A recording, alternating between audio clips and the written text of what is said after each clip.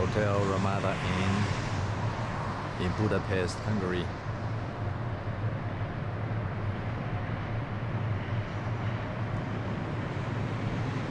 Right next to the Danube River.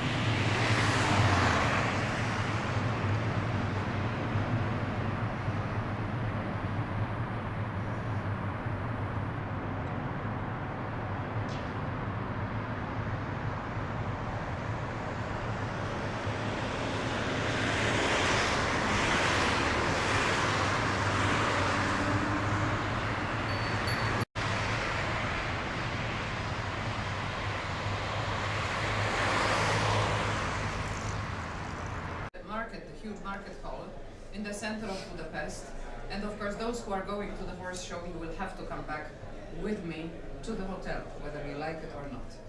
But those who have nothing planned for the afternoon, I am booking a minibus for you for 5 version of Gabriel, and it's a very common first name in this country. Sometimes it is also used as a family name. I'm sure you have heard about the Gabor sisters, but that is their family name. I'm not related to them. And we say Gabor and not Gabor because the stress in Hungarian is always on the first syllable. And that's, I mention this because this may make your life a little easier even in the short time you spend here, if you know this. 1867, the Habsburg Empire, which was often simply called Austria in the history books, was transformed into the double state called Austria-Hungary. And that was a very good move for us, because Hungary received a very far-ranging self-government and an equal status to Austria. So it was a confederation practically, and that move in 1867 was followed by a fantastic economic boom. The whole inner part of Budapest took shape in the decades following 1867, between 1867 and the First World War. You will see it in the city tour, it can be clearly seen.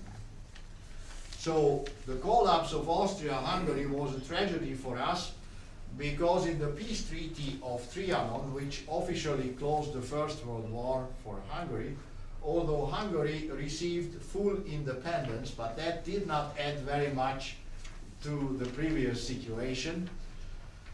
So we did not get very much on the positive side, and we have lost a lot on the negative side, because we have lost more than 2/3 of the territory of the country due to the very drastic boundary changes. I have a little map here which will not show you any details, but perhaps it can show you the drastic nature of the boundary changes, because this was Hungary until the end of the First World War, and this is what happened at the end of the First World War in that peace treaty.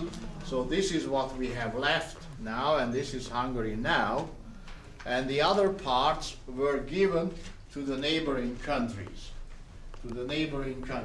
So this is Hungary now, here in the middle, and the other parts were given to the neighboring countries. This part, this is called Transylvania, was given to Romania.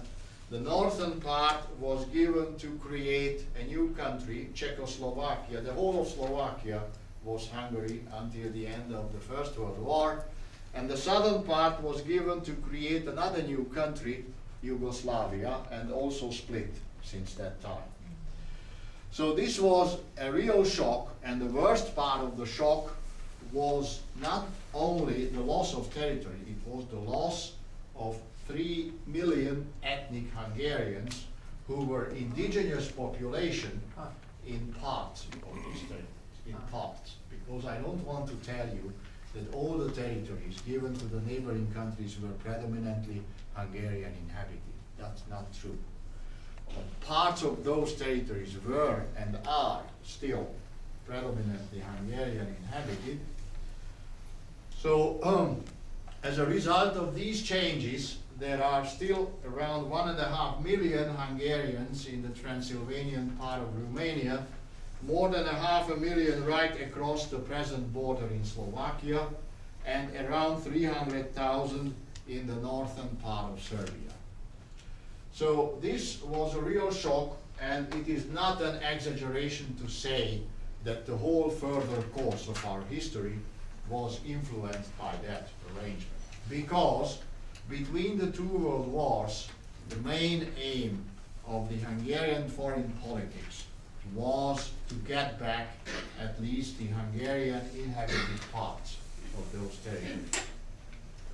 Germany has shown more understanding towards this problem, and in 38, 39 and 40, when Germany had the saying in this part of Europe, they practically forced Czechoslovakia and Romania by diplomatic pressure, not by war, by diplomatic pressure, to give back the Hungarian inhabited territories to Hungary.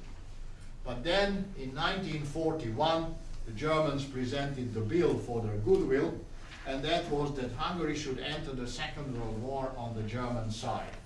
And this was done in June 1941, when the war against the Soviet Union was started, which was a mistake because we never had any territorial or other dispute with the Soviet Union, because we had no relations to the Soviet Union at all, because there was a very strong ideological divide between the communist regime in the Soviet Union and the regime here in Hungary. Because the regime here in Hungary, throughout the whole time between the two world wars, was a very conservative right-wing regime which was very strongly opposed to any form of communism.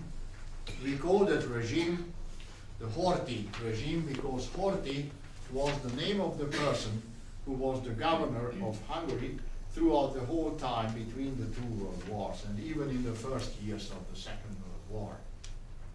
Hungary was, at least formally, a kingdom up to 1946 even, but without a king since 1918, since the last Habsburg was forced to abdicate at the end of the First World War.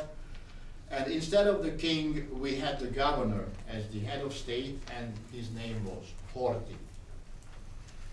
Now, 1941, the war against the Soviet Union was a mistake, and we paid dearly for that mistake, because we have lost more than 900,000 citizens in the Second World War, which is a very high percentage of the population. If you It is Roosevelt Square. We are going to show it to you during the tour. It's very easy to find it because it's directly on the river, so I mean, you would really have to try hard not to find it. For those who are not going to the Danube Bend. One at 9:30. Name like Eva Gabor's name. If you need any help, if you have any questions on the way today or tomorrow, please do not hesitate, ask me. I will be together with you as a local person from Hungary. As you heard today, we are going to have the city tour, which is going to be kind of an orientation tour, since the city is a little bit around and see things from more closely than from the bus. It would be possible. Anytime, if you have any, you will have the chance to go back and, for example, visit a museum from inside, or else just tour a part of the city. The Romans, by the time of the Roman Empire, back at the time of the 1st, 2nd, 3rd century, used to entertain themselves at such places.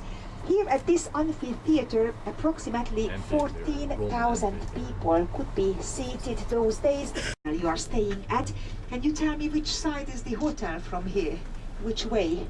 Could it be to the right side? Exactly, just behind these high-rise buildings is the hotel located.